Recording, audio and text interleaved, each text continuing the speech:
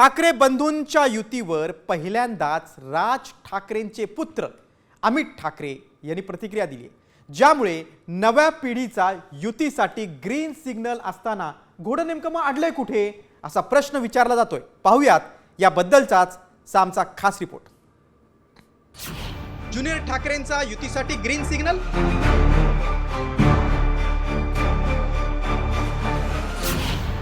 ठाकरे बंधूंच्या युतीवर मौन का?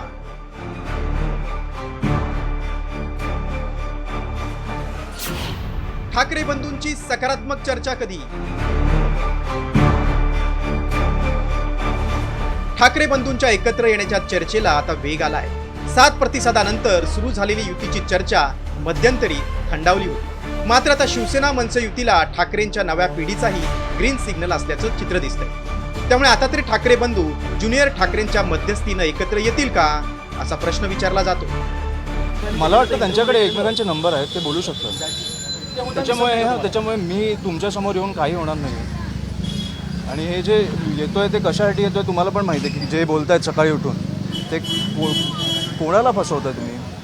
म्हणजे ते 2 भाऊ आहेत, ते बोलतील नाही। एकीकडे युतीच्या चर्चा सुरू असताना डोंबिवलीतील पलावा पुलाच्या मागणीसाठी ठाकरेंच्या शिवसेनेनं आणि मनसेनं एकत्र आंदोलन केलं होतं। तो युतीचा भाग होता असं म्हणत आदित्य ठाकरेंनी युतीच्या चर्चेंना आधीच ग्रीन सिग्नल देऊन टाकलाय। मग पुढे म्हणजे आम्ही आमच्याकडून प्रतिसाद दिलेला आहे। आमची भावना हीच आहे की मराठी माणसासाठी असेल, महाराष्ट्रासाठी असेल, महाराष्ट्राच्या हितासाठी असेल, जर कोणी सोबत यायला तयार असेल तर आम्ही त्यांना सोबत घेऊन महाराष्ट्र हितासाठी लढत राहू। पहिली गोष्ट आपण ही पाहिली असेल, काल परवाकडे आमचे दीपेश म्हात्रे आणि त्यांनी तिकडचे राजू पाटीलजी या दोघांनी तर एकत्र आंदोलन केलेलं आहे। लोकांच्या मनात काय आहे हे आपल्याला माहिती आहे। आमचं मन साफ आहे, जे कोणी महाराष्ट्र हितासाठी कुठचाही पक्ष असो, कुठचाही नेता असो, आमच्या सोबत यायला तयार आहे। आम्ही महाराष्ट्र हितासाठी एकत्र येऊन लढू। दरम्यान राज्याच्या हितासाठी आम्ही कोणताही त्याग करायला तयार आहोत असं म्हणत राऊतांनी युतीसाठी ठाकरे सेना तयार असल्याचं स्पष्ट केलं। आमचे नेते एका सुरात बोलतात। आमचे पक्षप्रमुख किंवा माननीय आदित्य ठाकरे हे एका सुरात बोलतायत की आम्ही सकारात्मक आहोत। याच्यावरती कोणी आक्षेप घेण्याचं कारण नाही की महाराष्ट्र हितासाठी आम्ही कोणताही त्याग करायला तयार आहोत। त्यांचे नेते कोण मला माहीत नाही। भूमिका माननीय राज ठाकरे यांनी मांडलेली आहे आणि प्रतिसाद माननीय उद्धव ठाकरे साहेबांनी दिला, एवढंच मला माहिती आहे। त्याच्यामुळे तुम्हाला भविष्यात जे काही समजून घ्यायचं आहे ते या 2 नेत्यांकडूनच रितसर कळवण्यात येते की असा निरोप येईल। ठाकरे सेना युतीसाठी सकारात्मक असल्याचं बोललं जातंय। त्यात आदित्य आणि अमित ठाकरेंनी युतीला ग्रीन सिग्नल दिलाय। मात्र नव्या पिढीचे हे दोन्ही ठाकरे युतीसाठी सकारात्मक असताना ठाकरे बंधूंनी युतीवर अद्याप मौन का बाळगलंय?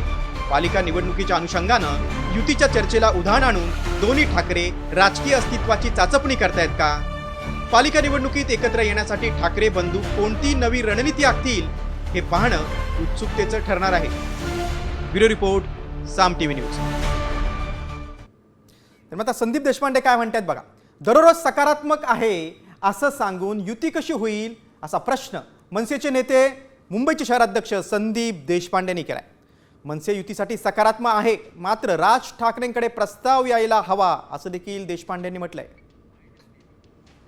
रोज नुसतं आम्ही सकारात्मक आहोत असं बोलून कसं काय होऊ शकते युती, हे मला असं वाटतं जे बोलणारे आहेत त्यांनाच माहीत असेल। आमची भूमिका स्पष्ट आहे। ज्या दिवशी सन्माननीय राजसाहेबांकडे हा प्रस्ताव येईल त्या दिवशी ते त्याच्यावर निर्णय घेतील। हे सगळं दुरून डोंगर साजरे आहेत, याच्यामध्ये कुठलेही कुठला प्रस्ताव आम्हाला आलेला नाही। ज्या दिवशी येईल त्या दिवशी निश्चितपणे सन्माननीय राजसाहेब ठाकरे योग्य तो निर्णय त्याच्यावर घेतील। ठाकरे गटावर कडाडून टीका करणाऱ्या संदीप देशपांडेंकडून आता सूचक संकेत देण्यात आले। त्यामुळे ठाकरे गट आणि मनसे एकत्र येण्याच्या चर्चेला पुन्हा एकदा उधाण आलंय। राऊतांचं नरकातलं स्वर्ग हे पुस्तक वाचताना संदीप देशपांडेंनी त्यांचा फोटो पोस्ट केला आणि लपवण्यासारखं काही नाही असं कॅप्शन देण्यात आले। त्यामुळे चर्चेला उधाण आलंय। गेल्या काही दिवसांपासून उद्धव ठाकरेंची शिवसेना आणि राज ठाकरेंची मनसे हे दोन्ही पक्ष एकत्र येणार, दोन्ही पक्षांची युती होणार अशी जोरदार चर्चा सुरू आहे।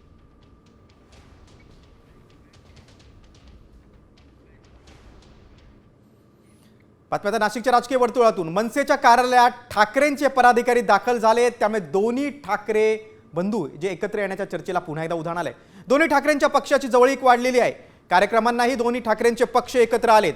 नाशिकमधील मनसेच्या राजगड या कार्यालयाचं नूतनीकरण करण्यात आलं आणि यावेळी वास्तुशांती आणि सत्यनारायण पूजेचं आयोजन करण्यात आलं होतं. या कार्यक्रमाला ठाकरेंच्या पदाधिकाऱ्यांनी हजेरी लावली. त्यामुळे आता राज ठाकरे उद्धव ठाकरे एकत्र येण्याची चर्चा सुरू असतानाच स्थानिक पातळीवर देखील आता दोन्ही पक्षातील नेत्यांची कार्यकर्त्यांची जवळीक चर्चेत आली. खरं तर या महाराष्ट्रामध्ये मराठी माणसाला संपवायचं राजकारण काही न तर भ्रष्ट करत आहे.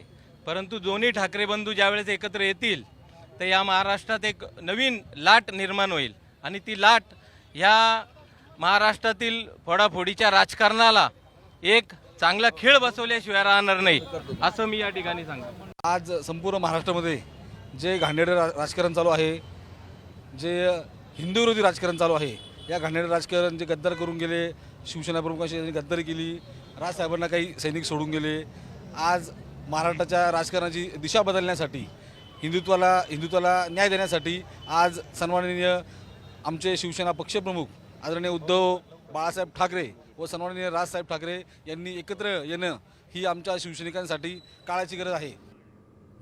आता नितेश राणेंच्या टीकेकडे. भाजपचे मंत्री नितेश राणेंनी उद्धव ठाकरेंवर जोरदार टीका केली. उद्धव ठाकरेंचा बाजार उठलाय, त्यामुळे आदित्य ठाकरेंना वाचवण्यासाठी ही मोहीम सुरू असल्याचं नितेश राणेंनी म्हटलं. मोहीम लढा आपल्या शिवसेनेसाठी आहे की लढा आपल्या आदित्याला वाचवण्यासाठी आहे, हा पहिलं तरी स्पष्टीकरण द्यावं.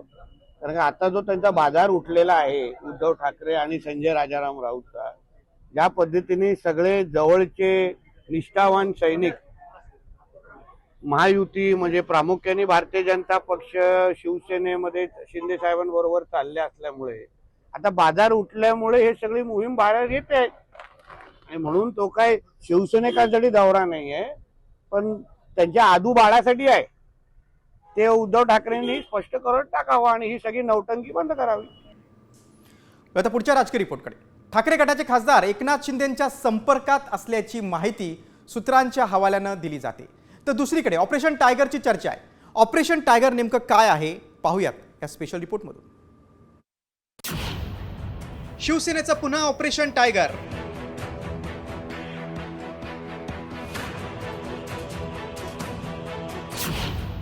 शिंदेंच्या खासदारानं सांगितला मुहूर्त.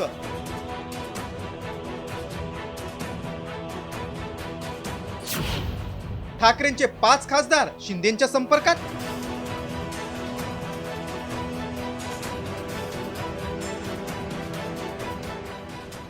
ठाकरे सेनेतील आउटगोईंग काही केल्या थांबत नाहीये. अशातच येत्या पावसाळी अधिवेशनात ठाकरे गटाला मोठा धक्का बसण्याची शक्यता वर्तवली जाते. पक्षांतर बंदीच्या कायद्याचा फटका बसू नये म्हणून शिंदे यांच्या पक्षाला आणखीन एका खासदाराची गरज आहे. त्यामुळेच ऑपरेशन टायगर पूर्ण केलं जाणार आहे. त्यामुळे ठाकरे सेनेचे 5 खासदार शिंदे सेनेच्या संपर्कात असल्याची माहिती सूत्रांच्या हवाल्यानं देण्यात आली. तर दुसरीकडे शिंदेचे खासदार प्रतापराव जाधव यांनी ठाकरे सेनेच्या फुटीचा मुहूर्तच सांगून टाकलाय. मोठ्या प्रमाणामध्ये खासदार आणि मोठ्या प्रमाणामध्ये आमदार सुद्धा उभाटा गटाचे नाराज आहेत आणि पोळा कधी फुटतो याची फक्त लोक वाट पाहत आहेत. ज्या दिवशी पोळा फुटेल त्या दिवशी उभाटा गट तुम्हाला रिकामा झालेला दिसेल, एवढं मात्र मी तुम्हाला नक्की. ज्या दिवशी मुहूर्त निघेल त्या दिवशी सांगू आणि सांगून मुहूर्त निघणार नाही. आपल्याला माहिती आहे की मागच्या वेळेस आम्ही सुद्धा काही मुहूर्त सांगून बाहेर निघालेलो नव्हतो. ठाकरे सेनेतील नेत्यांचा शिंदेंच्या सेनेत पक्षप्रवेश करण्यासाठी ऑपरेशन टायगर राबवलं. कोकण आणि पश्चिम महाराष्ट्रातून ऑपरेशन टायगरला सुरुवात झाली. ठाकरेंचे माजी आमदार आणि नेत्यांचा शिंदे सेनेत पक्षप्रवेश झाला. महापालिका निवडणुका तोंडावर असताना ठाकरेंचे अनेक नेते शिंदेंच्या संपर्कात असल्याची चर्चा आहे. नाशिकमधील ठाकरे सेनेचे नेते शिंदे गटात प्रवेश करण्याच्या तयारीत आहेत. पक्षांतर बंदीच्या कायद्यापासून बचावासाठी शिंदेंना एका खासदाराची गरज आहे. पावसाळी अधिवेशनाआधी ऑपरेशन टायगर पूर्ण करण्याचा निर्धार आहे. दरम्यान भाजपचे मंत्री गिरीश महाजन शिंदेंची शिवसेना फोडण्याची तयारी करत असल्याचा दावा संजय राऊतांनी केलाय. तर शिंदे सेनेतील किती खासदार भाजपकडे आणि किती अजितदादांच्या पक्षात प्रवेश करतील याची आकडेवारीच राऊतांनी मांडली. मी उद्या असं म्हणालो की त्यांच्या पक्षाचे 6 खासदार हे भाजपात सामील होत आहेत अशी सूत्रांची माहिती आहे आणि त्यांच्या पक्षातले 22 आमदार हे अजित पवार गटात सामील होत आहेत आणि उरलेले 10 गिरीश महाजन खिशात घेऊन फिरत आहेत. तर त्याच्यावर तुमचं काय म्हणणं आहे का? असेल तर मला सांगा. माझ्याकडे माझी सूत्रांची माहिती पक्की आहे. गिरीश महाजन एकनाथ शिंदेचा पक्ष फोडतात, ही सूत्रांची माहिती आहे. गिरीश महाजन खासगीमध्ये असंही बोलतात की एकनाथ शिंदेचा पक्ष मी जमीनदोस्त करेन, असं ते खासगीत फडणवीस आणि त्यांच्या चर्चा सुरू आहे सध्या. तर याच्यावर तुम्ही विश्वास ठेवणार आहात का? येत्या काही दिवसात राज्यात स्थानिक स्वराज्य संस्थांच्या निवडणुका होणार आहेत. त्यासाठी उद्धव ठाकरे यांच्या पक्षानं आत्तापासूनच तयारी सुरू केली आहे. अशा तब्बल 5 खासदार जर शिंदेंच्या संपर्कात असतील तर आता ठाकरे नेमकं काय करणार? शिंदेंच्या सेनेत जाण्यापासून ठाकरे खासदारांना थांबवणार का, असा प्रश्न निर्माण झालाय. तर दुसरीकडे शिंदे सेना महायुतीतील जागा वाटपाच्या वादावर तोडगा काढून पालिका निवडणुकीला सामोरं जाणार का, हे पाहणंही महत्त्वाचं आहे. ब्युरो रिपोर्ट, साम टीव्ही. शिवसेनेतल्या राजकीय रिपोर्टनंतर पुढची बातमी आता छत्रपती संभाजीनगरमधून. हॉटेल वेदांत प्रकरणामुळे एकमेकांच्या विरोधात दंड ठोपटणारे अंबादास दानवे आणि मंत्री संजय शिरसाट एकत्र आल्याचं पाहायला मिळालं. एका लग्नाच्या निमित्तानं दोन्ही नेते एकत्र आले आणि एकमेकांना नमस्कार करत गप्पा मारताना दिसले. त्यामुळे राजकीय चर्चेला उधाण आलंय. मंत्री शिरसाट यांच्या मुलानं जे हॉटेल खरेदी केलं होतं 65 कोटींचं संभाजीनगरमध्ये, त्यावरून विरोधकांनी इतके पैसे कुठून आलेत असा सवाल करत शिरसाटांवर निशाणा साधला होता. मात्र या सगळ्या आरोपांच्या पार्श्वभूमीवर अंबादास दानवे आणि संजय शिरसाट एकत्र आले, त्यांनी हस्तांदोलन केलं आणि गप्पाही मारल्या.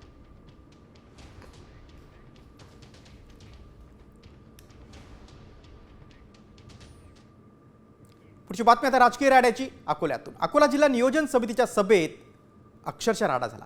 भाजपचे आमदार रणधीर सावरकर आणि अकोला जिल्ह्यातील बाळापूरचे ठाकरे गटाचे आमदार नितीन देशमुख चक्क एकमेकांच्या अंगावर धावून गेले. दोघांकडून एकमेकांना प्रचंड अश्लील शिवीगाळ करण्यात आली. दलित वस्तीच्या मुद्द्यावरून तसंच जिल्ह्याचा निधी परत गेला या मुद्द्यावरून दोन्ही आमदारांमध्ये भांडण सुरू झाले. पालकमंत्री आकाश फुंकर यांच्या अध्यक्षतेखाली आज अकोला जिल्हा नियोजन समितीची बैठक होती आणि या भर बैठकीमध्येच दोन्ही आमदारांची एकमेकांना अश्लील शिवीगाळ समोर आली. त्यानंतर दोन्ही पक्षाचे कार्यकर्ते आले आणि एकच गोंधळ उडाला.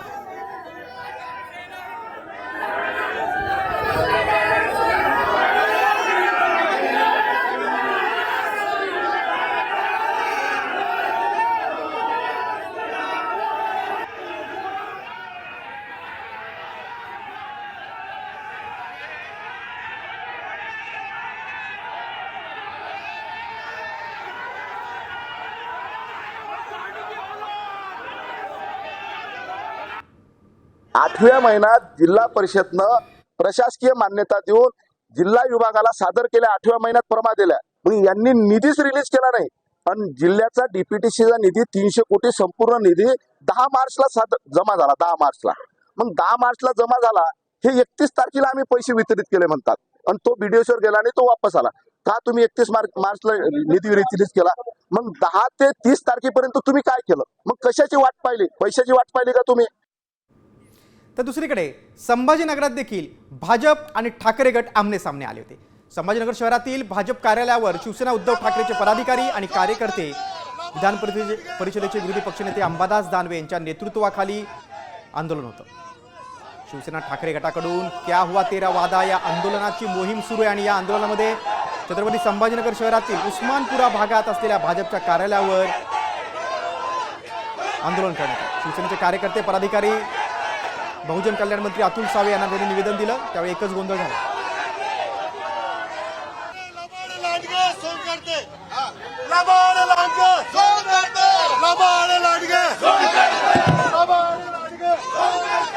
भारतीय जनता पार्टी म्हणा किंवा महायुती म्हणा, तर त्याच्यातले महत्त्वाचे जे मुद्दे, समजा आपण कर्जमाफी करू असं म्हटलं होतं, त्याच्यानंतर आपण 12,000 रुपयावरून 15,000 अशा पद्धतीनं शेतकरी सन्मान योजनेत वाढ करू असं म्हटलं होतं.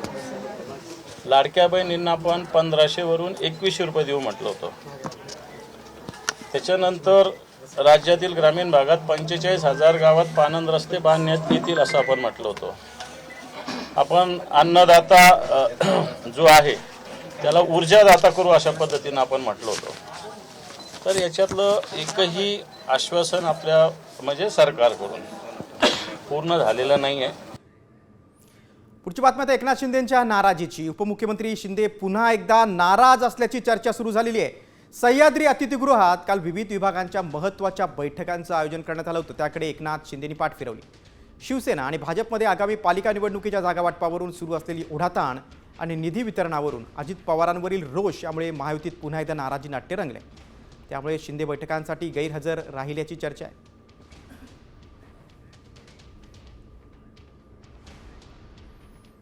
आता मुख्यमंत्र्यांच्या विधानाकडे कारण एकीकडे शिंदेंची नाराजी आहे, मात्र त्या पार्श्वभूमीवर फडणवीसांचं महत्त्वाचं वक्तव्य आहे. महायुतीची गाडी एकदम सुसाट चालू आहे, आम्हाला एकमेकांच्या गाडीत बसायची सवय आहे, असं मुख्यमंत्री देवेंद्र फडणवीसांनी म्हटलंय. तर आम्ही तिघे 3 शिफ्टमध्ये काम करत असल्याचं देखील फडणवीसांनी अगदी मिश्किलपणे सांगितलंय.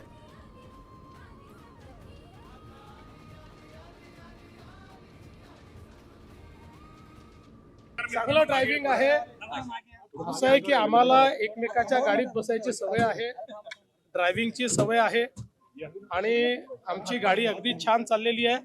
आम्ही तिघही 3 शिफ्टमध्ये चालवतो.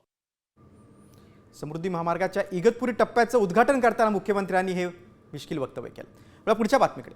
6 महिने उलटून देखील काही कॅबिनेट मंत्र्यांनी कामाचं वाटप न केल्यानं राज्यमंत्र्यांना अधिकार मिळालेले नाहीत. त्यामुळे मंत्रिमंडळात असलेले राज्यमंत्री हे केवळ पदापुरते उरल्याचं चित्र आहे. 3 राज्यमंत्र्यांनी मुख्यमंत्र्यांना अधिकार वाटपाबाबत पत्र लिहिलंय, तोंडी विनंतीही केली. 6 राज्यमंत्र्यांपैकी 3 मंत्र्यांकडे 6 आणि उर्वरित 3 मंत्र्यांकडे 5 खात्यांचा कार्यभार आहे. मुख्यमंत्र्यांकडे असलेले गृह खात्याचे अधिकार पहिल्या 10 दिवसातच त्यांनी आपल्या राज्यमंत्र्यांना दिले, तर 4 ते 5 कॅबिनेट मंत्र्यांनी मात्र राज्यमंत्र्यांना अधिकारांचं वाटप केलं. उर्वरित कॅबिनेट मंत्र्यांनी मात्र आपल्याकडील अधिकारांचं वाटप न केल्यानं राज्यमंत्री हतबल झालेत.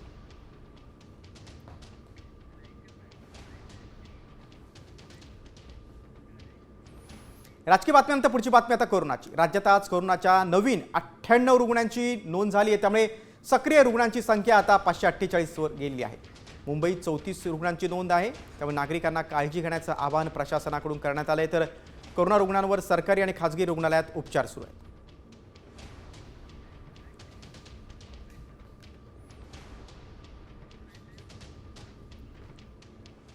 तर देशभरात काय चित्र आपण पाहूया. धडकी भरवणारी कोरोनाची बातमी आहे, कारण रुग्णांची संख्या 5000च्या उंबरठ्यावर पोहोचली आहे.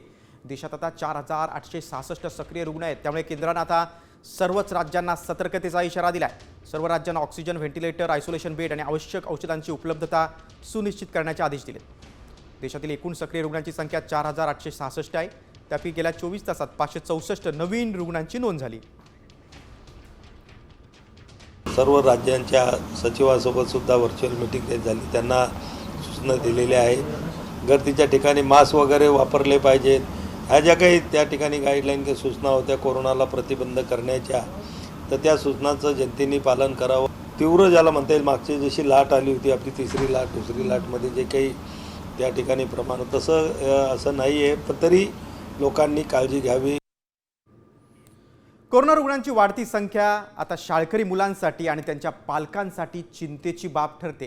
कारण शाळकरी मुलांनाही कोरोनाचा धोका निर्माण झालाय. ते कसं पाहूयात या स्पेशल रिपोर्टमधून. कोरोना वाढला, मुलांना सांभाळा.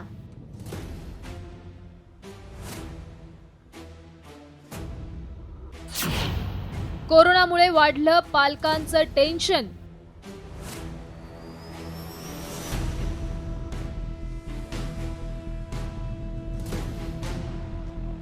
उन्हाळी सुट्ट्यांनंतर शाळा सुरू झाल्या आणि त्यातच कोरोनाची पुन्हा एंट्री झालीय. त्यामुळे SARS-CoV-2 या व्हायरस पासून मुलांना सांभाळण्यासाठी आता शाळांबरोबरच पालकांनाही पुरेशी काळजी घ्यावी लागणार आहे. IMFच्या माहितीनुसार मुलांमध्ये कोणत्या साथीच्या रोगांचा प्रसार होतोय पाहूयात. आजारांची साथ, लहान मुलांना धोका. देशाच्या रुग्णसंख्येत लहान मुलांचं प्रमाण 13%. मुलांमध्ये कोरोना आणि पोटाच्या आजाराचा वेगानं प्रसार. लहान मुलांना विषाणूजन्य संसर्गाचा धोका जास्त. OPD विभागात पोटाच्या विकारांनी ग्रस्त मुलांचं प्रमाण सर्वाधिक. मुलांमध्ये डायरिया, अतिसुस्ती, डिहायड्रेशन, मळमळ आणि उलट्या अशी लक्षणं अधिक. देशात कोरोना रुग्णांची संख्या 5000च्या वर गेली आहे. आणि दुसरीकडे आरोग्यमंत्री प्रकाश आंबेडकर यांनी पालिका आणि स्थानिक स्वराज्य संस्थांना आवश्यक खबरदारी घेण्याचं आवाहन केलंय. पावसाळ्याचे दिवस आहेत, टेम्परेचर, पावसाळ्याचे दिवस या सगळ्यांमुळं जे काही आजार 7,000 होत असतात त्याच्याबद्दलच्या सगळ्या सूचना आरोग्य विभागाच्या यंत्रणेने दिलेल्या आहेत. त्या माध्यमातून त्याच्यावरती योग्य मॉनिटरिंग केलं जाते. दरम्यान पालकांनी आणि शाळा प्रशासनानं मुलांना कोरोनाची लागण होऊ नये यासाठी काय खबरदारी घ्यायला हवी ते पाहूयात. मधुमेह, हृदयरोग, दमा किंवा इतर आजार असणाऱ्या मुलांवर विशेष लक्ष ठेवावं. मुलांना मास्क घालणे, हात स्वच्छ धुणे यासारख्या सवयी लावाव्यात. मुलांनी पाण्याची बाटली किंवा जेवणाचा डबा इतरांना देणं टाळावं. शाळांमध्ये हवेशीर खोल्या, स्वच्छ पाणी आणि स्वच्छतेसाठी योग्य व्यवस्था असावी. दरम्यान कोरोनाच नाही तर पावसाळ्यात इतर साथीच्या आजारांचा संसर्गही मोठ्या प्रमाणावर होत असतो. त्यामुळे अशी कुठल्याही प्रकारची लक्षणं आढळल्यास तिकडे दुर्लक्ष न करता मुलांवर तातडीने उपचार करणं कधीही योग्य. ब्युरो रिपोर्ट, साम टीव्ही न्यूज. त्यामुळे शाळा सुरू होण्याच्या पार्श्वभूमीवर पालक वर्गाने आता जागृत राहणं खूप गरजेचं आहे. पुढची बातमी आता जालना जिल्ह्यातून. जालन्यातल्या जिल्हा सामान्य रुग्णालयातील एक धक्कादायक घटना समोर आलेली आहे. त्याचा व्हिडिओ समोर आला आहे. रुग्णालयात रुग्णांवर चक्क फरशीवर गाद्या टाकून उपचार सुरू असल्याचा हा व्हिडिओ आहे. रुग्णालयात जवळपास 200 बेडची सोय आहे, तरी देखील सामान्य रुग्णालय प्रशासन रुग्णांना अशा प्रकारे फरशीवर गाद्या टाकून उपचार करते. त्यामुळे रुग्णांच्या जीवाशी खेळ सुरू असल्याचं स्पष्ट झालं. दरम्यान या प्रकाराची सखोल चौकशी करून दोषींवर कारवाई करण्यात येईल अशी प्रतिक्रिया अतिरिक्त जिल्हा शल्य चिकित्सक यांनी दिली. कसं असतं, बऱ्याच वेळेला आपण काही म्हणजे ऑपरेशन्स करतो तेव्हा महिलांच्या फॅमिली प्लॅनिंगचे वगैरे, तर तेव्हा महिलांची इच्छा असते नाही आम्हाला आजच करा, जरी पण बेड वॅकंट नसेल किंवा काही. तर त्यामुळे काही परिस्थिती कधीतरी तशा प्रकार होऊ शकतात. आणि असं सिव्हिल हॉस्पिटलमध्ये जालन्याचा झालेला आहे. त्याचा कशामुळे झालं ह्याची काही माहिती मी अजून घेतलेली नाही, ते घेतल्यानंतर मी बोलेल. जाणते अजाणतेपणी जर घाई गडबडीमधून जर एखाद्या रुग्णाला खाली जर उपचार दिले गेले असेल तर चुकून परिस्थितीच्या कारणावरून दिले गेले असेल, परंतु आम्ही लगेच त्यावर दुरुस्त करून त्यांना दुसऱ्या वॉर्डमध्ये जाऊन बेडवरतीच उपचार केलेले. सध्या एकाही रुग्णावरती बेड खाली रुग्णावरती उपचार केला जात नाही. प्रत्येक रुग्णाला हा बेडवरतीच उपचार केला जातो. आणि त्यामध्ये जर खरोखरच कुणाकडून जर चूक झाली असेल जाणीवपूर्वक, तर त्याची गंभीर दखल घेऊन कारवाई करण्यात येईल. जालन्याच्या आरोग्य विभागातल्या घटनेनंतर आता वळूया लाडकी बहीण योजनेकडे. लाडक्या बहिणींसाठी आनंदाची बातमी आहे, कारण योजनेच्या लाभार्थ्यांना मे महिन्याचा 11वा हप्ता मिळायला सुरुवात झाली आहे. पाहूया एक रिपोर्ट. लाडक्या बहिणींनो, बँक खातं तपासा.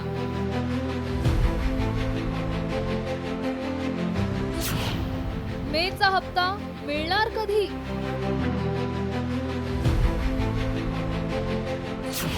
तटकरेंनी सांगितली हप्त्याची तारीख. महायुती सरकार पुन्हा सत्तेत आल्यानंतर सरकारनं बोगस लाडक्या बहिणींना अपात्र करण्याचा सपाटाच लावलाय. त्यातच आता मे महिना उलटून गेला तरी लाडक्या बहिणीच्या खात्यात 1,500चा हप्ता जमा झाला नाही. त्यामुळेच मेचा हप्ता मिळणार की नाही या चिंतेनं लाडक्या बहिणींना ग्रासलं असतानाच खुद्द महिला आणि बाल कल्याण मंत्री अदिती तटकरेंनी लाडक्या बहिणींना खुशखबर दिली आहे. मात्र अदिती तटकरेंनी नेमकं काय म्हटलंय पाहूयात. मे महिन्याचा हप्ता वितरणाची प्रक्रिया सुरू. आधार लिंक असलेल्या बँक खात्यात उद्यापासून हप्ता जमा होणार. लाडक्या बहीण योजनेची दमदार वाटचाल सुरू राहणार. राज्य सरकारने अर्जांची काटेकोर पडताळणी सुरू केली आहे. आतापर्यंत विविध जिल्ह्यात लाखो अर्ज अपात्र ठरवण्यात आले. ही संख्या 50 लाखांच्या घरात जाण्याची चर्चा आहे. मात्र आतापर्यंत किती लाडक्या बहिणी अपात्र ठरल्या आहेत पाहूया. संजय गांधी निराधार योजनेच्या लाभार्थी 2.30 लाख महिला अपात्र. वय 65 वर्षांहून अधिक असल्यामुळं 1.10 लाख महिला अपात्र. 4 चाकी वाहनं असल्यामुळं 1.60 लाख महिला अपात्र. नमो शेतकरी योजनेच्या लाभार्थी असल्यामुळं 7.70 लाख महिला अपात्र. सरकारी सेवेत कार्यरत असल्यामुळे 2652 महिला अपात्र. गेल्या वर्षी जुलै 2024 रोजी महाराष्ट्र सरकारने मुख्यमंत्री माझी लाडकी बहीण योजना सुरू केली. मात्र आता दर महिन्याला लाभार्थ्यांची संख्या घटत असल्यामुळं लाडकीचं टेन्शन वाढलंय. दुसरीकडे योजनेचा आर्थिक भार असल्यामुळं इतर विभागांच्या कामांवर त्याचा परिणाम झालाय. त्यामुळे सरकारची तारेवरची कसरत सुरू आहे.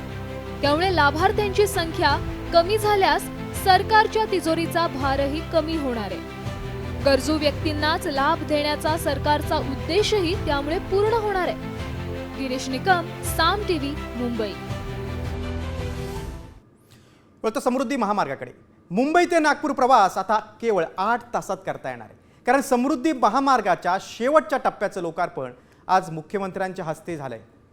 इगतपुरी ते आमणे असा 76 किलोमीटर लांबीचा हा अंतिम टप्पा आहे. नागपूर मुंबई समृद्धी महामार्ग 701 किलोमीटरचा आहे.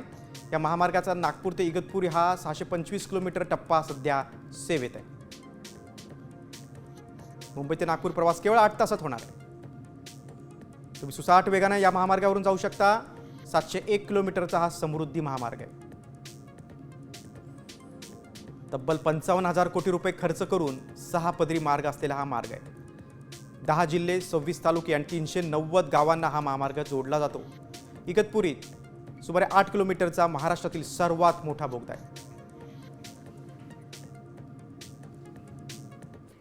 आणि याच उद्घाटन कार्यक्रमातील एक बातमी आहे. अजित पवारांनी मुख्यमंत्री फडणवीसांसमोरच शिंदेंचा मुख्यमंत्री असा उल्लेख केला. समृद्धी महामार्गाच्या शेवटच्या टप्प्याचाच लोकार्पण करण्यात आलं. त्यावेळी भाषणादरम्यान अजित पवारांनी शिंदेंचा उल्लेख मुख्यमंत्री असा केला. चूक अजित पवारांच्या लक्षात येताच त्यांनी ती सुधारली. यावेळी एकच आशा पिकला. देवेंद्र फडणवीसजी, उपमुख्यमंत्री एकनाथराव शिंदेजी, राज्याचे मुख्यमंत्री माननीय देवेंद्र फडणवीसजी, उपमुख्यमंत्री एकनाथराव शिंदेजी, राज्याचे मुख्यमंत्री माननीय देवेंद्र फडणवीसजी, उपमुख्यमंत्री एकनाथराव. पुढच्या बातमीकडे. हगवण्यांचा नातेवाईक असलेल्या वरिष्ठ पोलीस अधिकारी जालिंदर सुपेकरांवर आणखीन एक खळबळजनक आरोप करण्यात आलेला आहे. सुपेकरांनी जेलमधल्या कैद्याकडून 500 कोटी रुपये मागितल्याचा आरोप आहे. पुण्यातील वैष्णवी हगवणे आत्महत्या प्रकरणापूर्वी जालिंदर सुपेकर हे विशेष महानिरीक्षक कारागृह या पदावर कार्यरत होते. तेव्हा अमरावतीच्या जेलमध्ये असलेल्या पुण्यातील गायकवाड या कैद्याकडून त्यांनी 500 कोटी रुपये मागितले होते. पुण्यातले सावकार नानासाहेब आणि त्यांचा मुलगा गणेश गायकवाड हे सुनेचा छळ केल्याच्या प्रकरणावरून जेलमध्ये आहेत. त्यांच्याच वकिलांनी सुपेकरांवर खळबळजनक आरोप केलेत. या पिता पुत्रांना एका विशेष कक्षामध्ये बोलवण्यात आलं. विशेष कक्षात बोलवण्यात आल्यानंतर त्यांना तिथं धमकावण्यात आलं की आता मी तुम्हाला इथं शिफ्ट केलेलं आहे आणि तू जर हे 550 कोटी रुपयाची डिमांड केली असं आमच्या आशिल्यानं आम्हाला सांगितलं की एक तर 550 कोटी रुपये दे, 550 कोटी रुपये नाही दिलात तर तुम्हाला दोघांना पण आम्ही जेलमध्ये संपवू. पिटिशनमध्ये की आम्ही सर्व आमच्यावर पार्श्वभूमी कशी गुन्ह्याची सिरीज कशी आहे, माझ्यावर मोक्या कशा लावलेल्या आहेत आणि कुठले सर्टिफिकेट फ्रॉड आहेत की किंवा इश्यूज केलेले नाहीत, असं हे करून सर्व करून आम्ही त्याच्यामध्ये ते फाईल केलेलं. सुपेकरांवर गंभीर आरोप करणारे हे वकील, ज्यांचे वकील आहेत त्या गायकवाडांबद्दल आपण माहिती घेऊया. वैष्णवी हगवणे आत्महत्या प्रकरणानंतर आणखीन एका कुटुंबाच्या क्रूर कहाण्या जगासमोर आल्यात. राजकीय पार्श्वभूमी, बेहिशोबी मालमत्ता असलेल्या नानासाहेब गायकवाड कुटुंबानं ज्योतिषाच्या सांगण्यावरून सुनेचा छळ केल्याचं समोर आलं. गायकवाडांची सून ही माजी आमदार दीपक साळुंखेंची मुलगी आहे. तिची सुटका करण्यासाठी शरद पवार, अजित पवार आणि फडणवीसांची मदत घेतल्याचं देखील साळुंखेंनी म्हटलंय. माझी मुलगी वाचवण्यामध्ये आम्ही नशीबवान आहोत की माझी मुलगी वाचवण्यामध्ये आम्हाला यश आलं. अजून थोडं दुर्लक्ष झालं असतं तरी हगवणे कुटुंबापेक्षाही वाईट अवस्था माझ्या मुलीची ह्यांनी केली होती. एका देवरश्या नादाला लागून तिला कसं मारायचं हा सगळा इतिहास जो आहे हा सगळा पुणेकरांच्या पुढं आपल्या प्रसिद्धी माध्यमातून सगळा ह्या जगानं बघितलेला आहे. आणि त्यावेळेला आम्हाला राज्याचे मुख्यमंत्री देवेंद्रजी फडणवीस साहेब, आदरणीय अजितदादा, आम्ही मुक्ताला घेऊन त्यांच्याकडे भेटलो, आदरणीय पवार साहेबांना भेटलो.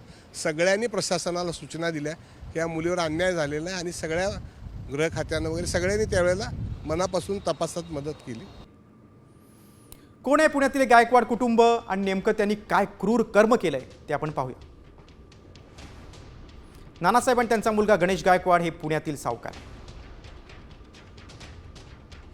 गणेश गायकवाड बायकोमुळे आमदार किंवा मंत्री होणार नसल्याचा ज्योतिषाचा सल्ला होता. ज्योतिषाच्या सल्ल्यानुसारच गणेशकडून पत्नीचा छळ सुरू झाला. अघोरी प्रयोगाला सुरुवात झाली. पत्नीला सिगारेटचे चटके दिले, स्मशानातली राग देखील प्यायला लावली. अघोरी प्रकाराने ठार मारण्याचा प्रयत्न देखील करण्यात आला, अशी गणेशच्या बायकोनं पोलीस ठाण्यात तक्रार दिली. पुढच्या रिपोर्टकडे. हगवणे प्रकरणात चर्चेत आलेले पोलीस अधिकारी जालिंदर सुपेकरांच्या अडचणीत वाढ झाली. त्यांनी कैद्यांच्या दिवाळीच्या फराळात देखील भ्रष्टाचार केल्याचा गंभीर आरोप होतोय. मात्र आरोप कुणी केलाय पाहूयात या स्पेशल रिपोर्टमधून. कुणी खाल्ला कैद्यांचा फराळ?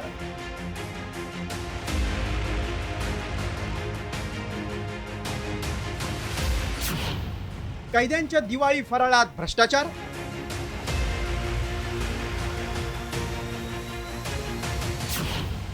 राजू शेट्टींच्या आरोपांनी खळबळ.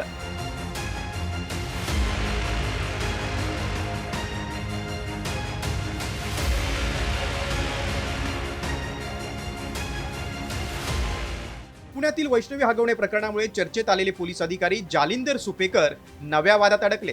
जालिंदर सुपेकर कारागृह महानिरीक्षक असताना त्यांनी कैद्यांच्या दिवाळी फराळमध्ये भ्रष्टाचार केल्याचा आरोप माजी खासदार राजू शेट्टींनी केलाय. दिवाळीला जी काही खरेदी केली गेली ती खरेदी कैद्यांना मिठाई देण्यासाठी म्हणून आधी काजू कतली 1200 रुपये किलोनं खरेदी केली. टेंडर न करता अशा प्रकारच्या खरेद्या झालेल्या आहेत.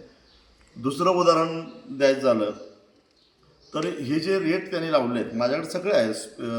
स्पेशल शेव, पोहा, चिवडा, डिंक लाडू, चकली, जाड पोहे, शंकरपाळी, बेसन लाडू, करंजी, रवा लाडू, असे सगळ्या दिवाळीच्या फराळाची ही यादी आहे. हा जो घोटाळा याची चौकशी करा म्हणून 3-4 महिने झालं मी मागं लागलो.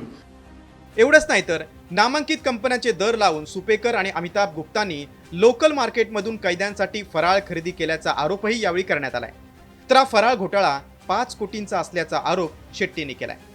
राजू शेट्टी फक्त आरोप करून थांबले नाहीत तर त्यांनी घोटाळ्याचे पुरावेच दिलेत. काजू कतलीचा दर 1200 रुपये किलो, रवा पेढा 600 रुपये किलो, अनारसे 600 रुपये किलो, म्हैसूर पाक 590 रुपये किलो, चकली 570 रुपये किलो, डिंक लाडू 570 रुपये किलो, रवा लाडू 570 रुपये किलो, करंजी 500 रुपये किलो. खरं तर वैष्णवी हगवण्याचा हुंड्याच्या छळामुळे मृत्यू झाला. या प्रकरणी शशांक हगवण्याचे मामा जालिंदर सुपेकर चर्चेत आले. मात्र हेच जालिंदर सुपेकर आता आरोपांच्या घेऱ्यात अडकले. पाहुयात सुपेकरांवर कोणते आरोप आहेत.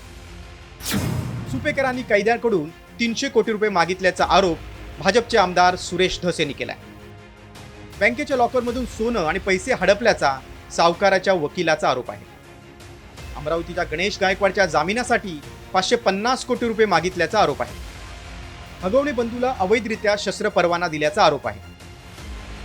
आरोपांच्या या मालिकेनंतर जालिंदर सुपेकरांनी सर्व आरोप फेटाळून लावले. एवढंच नाही तर रेशन, कॅन्टीन साहित्य खरेदीसह दिवाळी फराळ खरेदी प्रक्रिया शासन नियमानुसार केल्याचा दावाही सुपेकरांनी केलाय. त्यामुळे आता पोलीस महानिरीक्षक जालिंदर सुपेकरांची सखोल चौकशी करून दूध का दूध आणि पाणी का पाणी करण्याची गरज आहे. ब्युरो रिपोर्ट, साम टीव्ही न्यूज. जेलमध्ये कसा सुपेकरांनी घोटाळा केलाय फराळाचा ते आपण पाहिलं, त्याच्यावरचा खास रिपोर्ट पाहिला. मात्र आता या सगळ्या भ्रष्टाचाराच्या आरोपांवरून IG जालिंदर सुपेकरांची ED आणि CBI चौकशी करा अशी मागणी होते. खासदार सुप्रिया सुळेंनी ही मागणी केली. सुपेकरांना जबाबदारीतून मुक्त केलं पाहिजे असं देखील त्यांनी म्हटलंय. वैष्णवी हगवणे प्रकरणात सुपेकर चर्चेत आले, त्यांच्यावर भ्रष्टाचाराचे गंभीर आरोप करण्यात आले.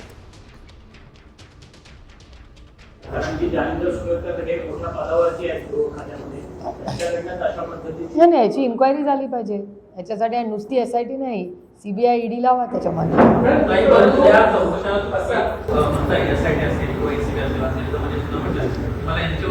नाही, केंद्र सरकारची इन्क्वायरी लावली पाहिजे. मी मागणी करणार आहे अमित शहाजींना. आता गुन्ह्याची बातमी आहे. सोलापूरमधून. उधारीवर दाढी आणि कटिंग करण्यास नकार दिल्यानं तरुणानं सलून चालकावर हल्ला केलेला आहे. हल्लेखोराची जखमी तरुणासोबतची बाचाबाची आता सीसीटीव्ही कॅमेऱ्यात कैद झालेली आहे. धाराशिवच्या पोस्ट ऑफिस परिसरातील सलूनमध्ये ही घटना आहे. दाढी करण्यासाठी आपल्याकडे पैसे नाहीत, उधारीवर दाढी कर असं सलून चालकाला म्हटलं. मात्र सलून चालकानं उधार दाढी करण्यास नकार दिल्यानं आरोपीनं धारदार शस्त्रानं वार केले. त्यानंतर जखमी तरुणाला सरकारी रुग्णालयात दाखल करण्यात आले.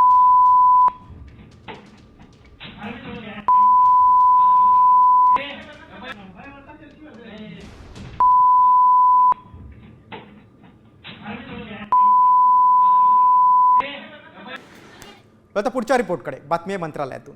आता फिक्सर पीएनची खैर नाही, कारण मंत्रालयात दलाली करणाऱ्या मंत्र्यांच्या खासगी सचिवांविरोधात गृह मंत्रालय अलर्ट मोडवर आलंय. मात्र गृह मंत्रालयानं नेमके काय आदेश दिलेत आणि त्यावर विरोधकांनी काय भूमिका घेतली पाहूयात या स्पेशल रिपोर्टमधून. मंत्र्यांच्या पीएनवर गृह खात्याची नजर.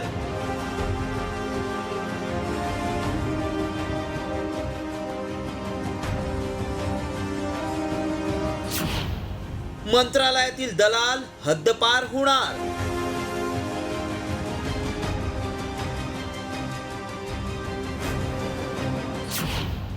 सरकारच्या निर्णयानं दलाल बेहाल.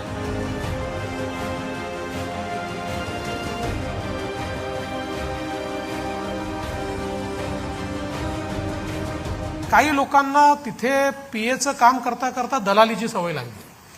त्यामुळे अशा दलालांना कुठेतरी बाजूला केलं पाहिजे म्हणून मी सांगितलं की या संदर्भात आम्ही त्यांचं सगळी पडताळणी करू आणि त्यानंतरच त्याला जी काही मान्यता आहे ती मान्यता देऊ.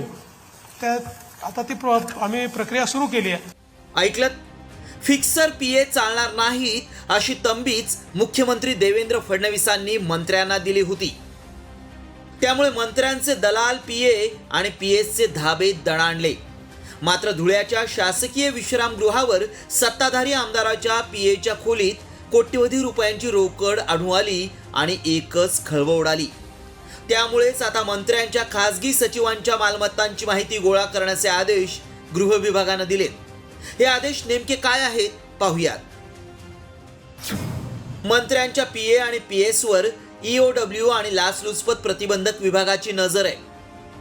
गैरव्यवहार आणि मालमत्तांची माहिती गोळा करण्याचे आदेश देण्यात आलेत. पैसे गोळा करणारे दलाल कोण याची माहिती घेण्याचे आदेशही देण्यात आलेत. इतकंच नाही तर दलाली संदर्भात तक्रारी आल्या असतील तर तातडीनं सापळा रचा असे आदेशही देण्यात आले. सरकारनं घेतलेल्या निर्णयानंतर आता विरोधी पक्षानं सरकारला आरसा दाखवत भूतकाळातील निर्णयात कसा पक्षपातीपणा केला याची आठवण करून दिली आहे. जो दोषी आहे त्याला मला असं वाटतं त्याच्यावर कारवाई होईल, झाली पाहिजे, पण तो खोटारडेपणा सरकारने करू नये. संजय राऊतांना 12 लाख रुपयाच्या याच्यासाठी तुम्ही अटक करता, इथं कोट्यवधी रुपये पकडले जातात, याच्यावर तुम्ही काही कारवाई करत नाही. निवडणुकीत 15-15 कोटी सापडतात, कोणी त्याला विचारत नाही. 3,500 कोटीचं टेंडर अभाव देतात, तुम्ही त्याला कोणी विचारत नाही. मग सरकार नुसतं बोलतं करत काय नाही ना. खरं तर मंत्रिमंडळाच्या शपथविधीनंतर 1.5 महिना मंत्र्यांचे पीए आणि पीएसच्या नियुक्त्या रखडल्या होत्या. त्यावेळी मुख्यमंत्री देवेंद्र फडणवीसांनी फिक्सर पीएच्या नियुक्त्या करू नका अशी भूमिका घेतली होती. मात्र त्यावर मंत्र्यांनी आक्षेप घेतला होता. त्यानंतरही फडणवीसांनी आपली भूमिका कायम ठेवली आहे. त्याचाच पुढचा भाग म्हणून सरकारनं आता मंत्र्यांच्या खासगी पीएच्या कारभाराकडे मोर्चा वळवलाय. आता सरकारच्या निर्णयामुळे मंत्र्यांच्या पीएनकडून सुरू असलेली मंत्रालयातील दलाली खरंच बंद होणार की यातूनही पळवाट काढून फिक्सर पीए दलालीचा नवा मार्ग शोधणार याकडेच लक्ष लागलंय. ब्युरो रिपोर्ट, साम टीव्ही न्यूज. मंत्रालयातल्या बातमीनंतर वळूया आता BMCकडे. महापालिकेच्या आगामी निवडणुकांसाठी आता राजकीय पक्षांची लगबग सुरू झालेली आहे. त्यानुसार इच्छुक उमेदवार आपापल्या प्रभागांमध्ये आता सक्रिय झालेत. मुंबई महापालिकेचे 227 पैकी केवळ 13 प्रभाग हे अनुसूचित जातीसाठी आरक्षित ठेवण्यात आलेत. महापालिकेच्या तुलनेत लहान असलेल्या राज्यातील अन्य काही महापालिकांनी अनुसूचित जातींसाठी प्रभागांची संख्या अधिक ठेवली. दरम्यान या समस्येवर तोडगा काढण्यासाठी 10 जूनला मुंबईत अनुसूचित जाती जमाती आयोगानं बैठक आयोजित केलेली आहे.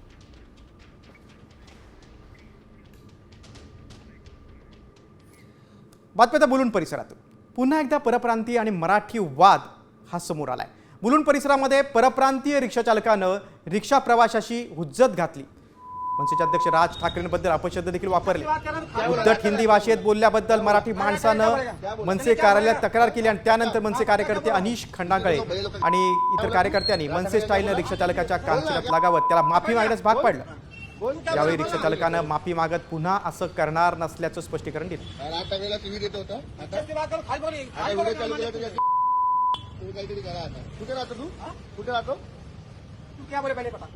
तो बोला काय बोललो काय बोला तुम्ही नाही काय बोला काय बोला तुम्ही क्या बोला राज ठाकरे को हाँ डाल दे बोल ना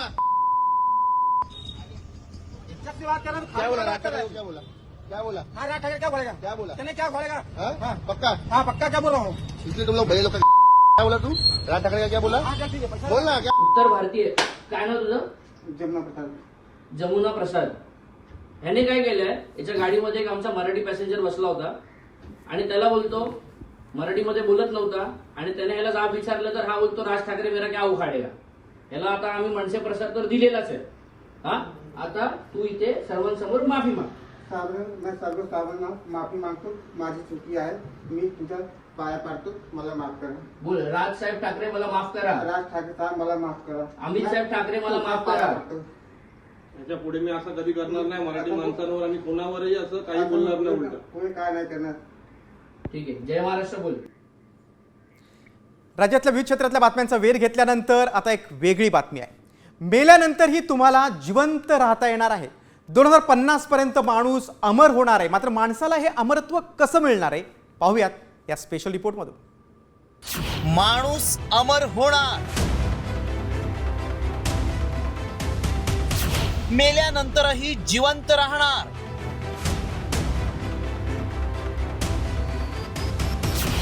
विज्ञानाचा चमत्कार, अमरत्वाचं वरदान.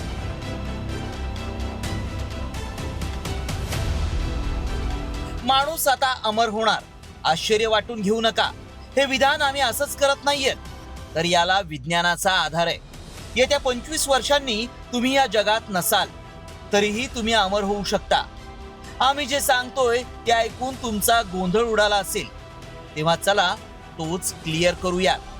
माणसाच्या मनात नेहमीच मृत्यूची भीती असते आणि अमरत्वाची आस असते. पौराणिक युगात योगी तपश्चर्या करून देवाकडे अमरत्वाचं वरदान मागायचे. मात्र विज्ञान युगात तुम्हाला सहज अमरत्व मिळू शकतं. भविष्यवेत्ता आणि शास्त्रज्ञ डॉक्टर इयान पियर्सन यांच्या मते माणसाला 2050 पर्यंत मृत्यूनंतरही जिवंत राहणं शक्य होणार आहे. पण हे कसं होणार? मेंदूतील माहिती कॉम्प्युटर आणि रोबोटिक शरीरात अपलोड करता येणार. जेनेटिक इंजिनिअरिंगद्वारे वृद्धत्वाला रोखता येणार. मानवाच्या शरीरातील पेशी निरोगी ठेवता येणार. ब्रेन कॉम्प्युटर इंटरफेस तंत्रज्ञानाद्वारे आठवणी आणि विचार साठवता येतील. तांत्रिकदृष्ट्या मानवाला जिवंत राहता येईल. भविष्यवेत्ता आणि शास्त्रज्ञ डॉक्टर इयान पियर्सन यांनी 2050 पर्यंत माणूस कसा अमर होईल यासाठी माणसाला कोणत्या टप्प्यातून जावं लागेल हे देखील सांगितलंय. AI आणि मानवी मेंदूची क्षमता 2029 पर्यंत समान होईल. 2030 ला मानवी मेंदू संगणकीय प्रणालीशी जोडला जाईल. 2050 पर्यंत मानव डिजिटल स्वरूपात त्याची चेतना जतन करू शकेल. मानवी मेंदूचं आणि तंत्रज्ञानाचं हे मिलन मानवाला अमरत्वाकडे घेऊन जाणार आहे. प्रत्यक्ष शरीर नसलं तरी तंत्रज्ञान मानवाचा मेंदू कायम ठेवेल. मात्र हे वरदान ठरेल की शाप हे येणारा काळच ठरवेल. ब्युरो रिपोर्ट, साम टीव्ही न्यूज.